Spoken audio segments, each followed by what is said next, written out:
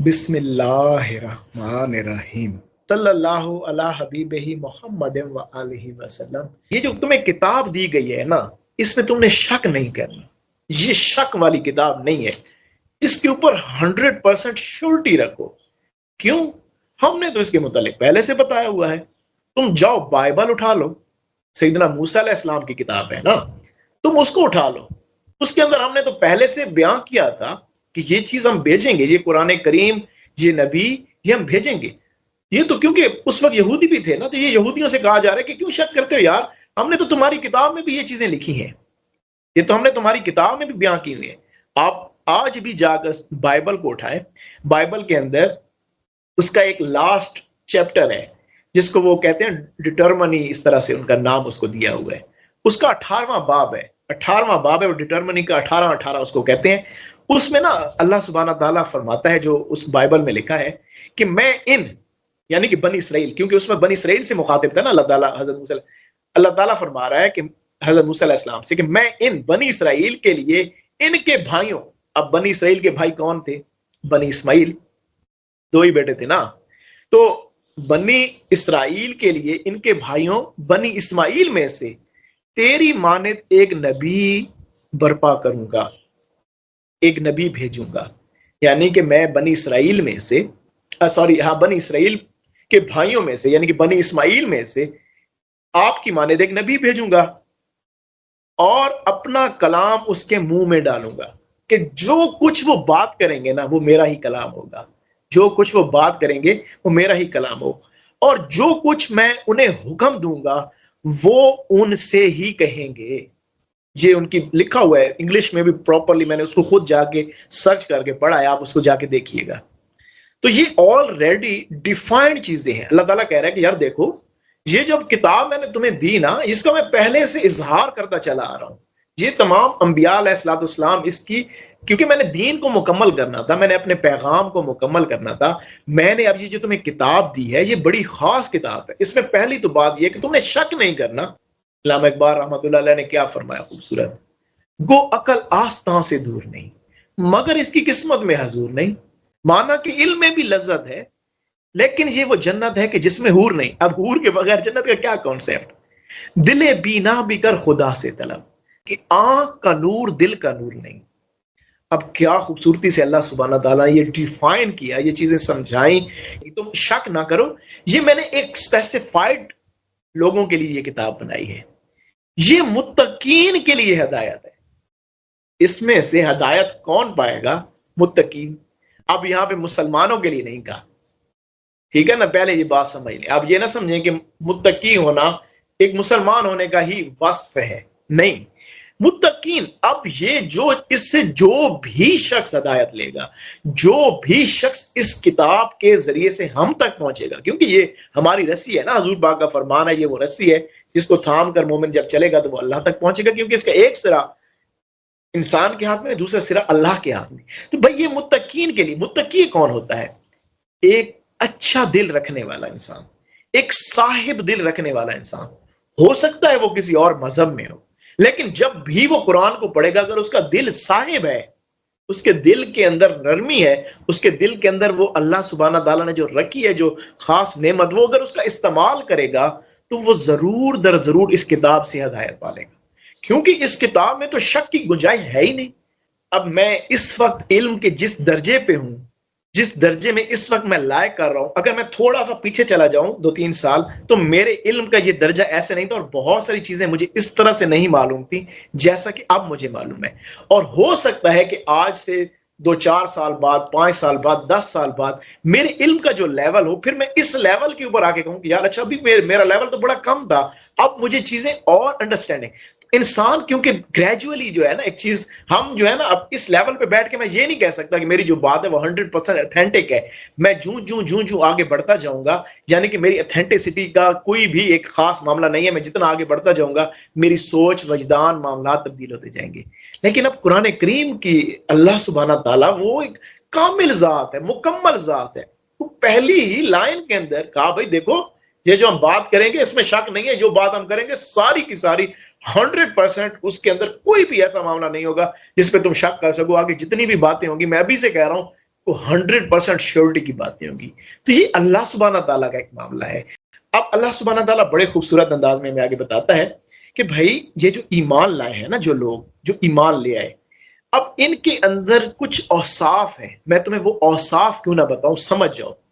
ये गैब पर ईमान लाते हैं। इनके औसाफ, ये जिन जो मुत्तकी लोग होते हैं, जिनके कल्ब साहिब होते हैं, ये गैब पर ईमान लाते हैं। गैब आप देखें ना, इंसान को अल्लाह सुब्हाना ताला ने हवा से खमसा दिए। अब हवा से खमसा हमारी नजर है, हमारी समात है, हमारा देखना, हमारा समझना, अंडरस्टैंड करना, ये इर्द गिर्द मामलात, इनसे हम चीजों को जज कर रहे हैं। लेकिन ये तो बहुत छोटा सा पैरामीटर है भाई। ये जो आपकी नजर देख रही है, आपसे जो है वो मुर्ग ज्यादा तेज नजर रखता है, मुर्गा नहीं होता, मुर्गी या मुर्गे सुबह अजान क्यों देते हैं? वो इस दुनिया के अंदर, क्योंकि मुर्गे की आंखों की जो फ्रीक्वेंसी है वो ज्यादा होती है और वो देख लेता है, क्योंकि फरिश्ते जो है वो ज्यादा इनलाइटेड मखलूक है। अल्लाह सुब्हाना ताला ने हमारी फ्रीक्वेंसी इतनी रखी नहीं कि हम इस जाहिरा नजर से फरिश्ते को देख सकें। हाँ, बरके अल्लाह सुब्हाना ताला चाहे तो हो सकता है, लेकिन समझाने के लिए अर्ज कर रहा हूं कि ये जो आपकी जो आम एक आपकी जो आंख की एक ताकत है ना, उसके अंदर एक स्पेसिफाइड फ्रीक्वेंसी है जिसमें आप चीजें देख रहे हैं। अब ये फ्रीक्वेंसी अगर थोड़ी सी कम कर दी जाए तो आप जरासीम देखना शुरू कर देंगे, आपको ये दुनिया, आपका जीना मुश्किल हो जाएगा। आप ज्यादा वो हजरत गालबन थे, हाँ हजरत अब इमाम अबू हनीफा रहमतुल्लाह अलैह, जिनका भी हमारे दादा शेख ने भी पीछे वो जो है वो माशाल्लाह से मामला भी फरमाया, बड़ी खूबसूरत कॉन्फ्रेंस।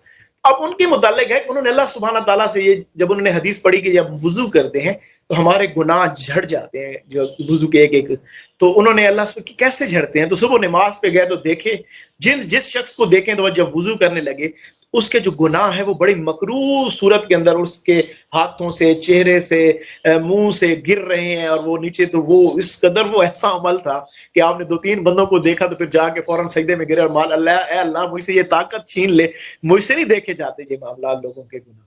तो देखिए ना, अब ये भी एक लेवल था जो अल्लाह सुब्हाना ताला ने वो फ्रीक्वेंसी दे दी। उस फ्रीक्वेंसी के ऊपर आपकी आंख को अल्लाह सुब्हाना ताला ने वो पावर दे दी कि आपको वो चीजें नजर आना शुरू की। इट्स मीन कि अल्लाह सुब्हाना ताला चाहे तो फिर ये मॉडिफाइड भी हो जाता है मामला। एक गधा वो आपसे ज्यादा निगाह रखता है, वो शैतान को देख लेता है, आप नहीं देख पाते, वो अंधेरे में अंधेरा, उसकी आंख में ऐसे मामलात होते हैं कि वो अंधेरे में अंधेरा देख लेता है, क्योंकि वो जो मखलूक है, जो शैतान है, वो ज्यादा डार्क मखलूक है, डार्कनेस से उसका ताल्लुक है। और मुर्ग क्योंकि उसकी आंख में लाइट को देखने का मामला ज्यादा है, तो वो इनलाइटेड चीजों को ज्यादा देख लेते हैं। तो मुर्ग, और अब ये उनका आपसे ज्यादा मामला है। तो भाई आप अगर अपने हवा से खमसा तक ही महदूद रहेंगे तो फिर आप कैसे चीजों को जान पाएंगे? अल्लाह सुब्हाना ताला फरमा रहा है कि जो ईमान रखने वाले लोग हैं वो अपने हवा से खमसा से अगले मामले को देखते हैं, वो अगले मामले पर ईमान, वो गैब पर। और इसमें एक और भी नुक्ता है कि ये वो लोग होते हैं जिनका कल्ब रोशन होता है। मोमिन की फरासत से डरो कि वो अल्लाह के नूर से देखता है। देखिए, आखिरत पे तो हर एक शख्स यकीन रखता है, लेकिन उसकी वजह से उस आखिरत पे ईमान तो हर एक का है, लेकिन इल्कान नहीं है, यकीन कामिल नहीं है ना उसके ऊपर, कामिल यकीन नहीं है उसके ऊपर। तो अगर कामिल यकीन आ जाए, हालांकि इन्होंने फरिश्ते देखे नहीं, इन्होंने अल्लाह सुब्हाना ताला का मामला देखा नहीं, लेकिन फिर भी ये उस पर कामिल ईमान रखते हैं। और अगली चीज, अच्छा अब ये अगली जो मामलात मैं ये समझता हूं कि ये इसी पहले मामले की मजीद पुख्तगी के लिए है। ये जो आपको अल्लाह सुब्हाना ताला ने गैब पर ईमान कुछ लोगों का इल्म के जरिए से, इल्म और यकीन होगा, इल्म के जरिए से पढ़ लिया, इल्म आ गया। कुछ लोगों का फिर उससे आगे, जैसे अर्ज किया था, ऐन होता है महसूसात के मामलात, चीजें और मजीद रासिख होती हैं। फिर हक के मामलात, हक़ुल यकीन तक भी ये मामला चला जाता है। तो मैं ये समझता हूं कि अब ये जो आगे मामलात बयां किए जा रहे हैं, ये असल में आपके इसी गैब के ईमान की मजबूती के मामलात हैं, और ये नमाज को सही सही से अदा करते हैं। ये वो लोग हैं जो नमाज को उसके हक के साथ अदा करते हैं। कि नमाज पढ़ना सिर्फ नमाज के ऊपर जाके शुरू कर देना, सुबह जल्दी जल्दी पढ़ लेना, ये नहीं है। नमाज का कुछ हक है, नमाज के मीनिंग्स आने चाहिए। आपको पता हो कि मैं ये अल्लाह से, यार एक शख्स है वो नमाज में खड़ा है, इतनी बड़ी हस्ती सामने खड़ी है, आप एक अल्फाज अदा करें, अल्हम्दुलिल्लाहि रब्बिल आलमीन। अब आपने मालिक तमाम, अब आपको पता ही नहीं भाई, नमाज का तर्जमा भी नहीं आता, आप ऐसे ही खड़े होके पढ़े जा रहे हैं, कोई अंदर ज़ौक नहीं, कोई शौक नहीं। फिर वो भी तो एक, ये भी तो हदीस मुबारक है ला सलाता इल्ला बिल हजूर कल्ब, वो नमाज है ही नहीं जिसमें आपका कल्ब हाजिर नहीं, जिसमें आप कल्बी तौर पर हाजिर नहीं, शौरी तौर पर हाजिर नहीं, रूह हाजिर नहीं। तो नमाज को सही अदा करने का तो बहुत बड़ा हक है। आप जब उस हक को अदा करते हैं तो जितना वो आप उस नमाज को सही अदा करते जाते हैं, ईमान बिल गैब भी बढ़ता चला जाता है। और जो हमने उन्हें दिया है, जो कुछ हमने उन्हें, जो रोजी दी है, जो कुछ हमने उन्हें अता किया है, वो हमारी राह में खर्च करते हैं। अच्छा, अब इससे क्या मुराद है? कि सिर्फ पैसे मुराद है कि हमने उन्हें पैसे दे दिए, हमने उन्हें कोई माल दे दिया तो वो माल ही अल्लाह की राह में खर्च करना, क्या यही मुराद है यहाँ पे? ना ना ना ना, ये ऐसी बात नहीं। ये बहुत ही बड़ी जहत है। अल्लाह ने आपको इल्म दिया, अब उस इल्म का इस्तेमाल ये है कि आप उसको दूसरों तक पहुंचाएं। अल्लाह ने आपको शऊर दिया, उस शऊर की ज़कात, उस शऊर को अता करना यह है कि आप अपने शऊरी मामला लोगों तक पहुंचाएं। अल्लाह सुब्हाना ताला ने आपको अंडरस्टैंडिंग दी, सबर दिया, आप सबर इस्तेमाल करें ना। जो जहालत करे उसके लिए सबर करें, कोई आपको ऐसी बात कहे उस पर खामोशी इख्तियार करें, सबर कर लें, अल्लाह सुब्हाना ताला उसके लिए आसानियां फरमा देगा।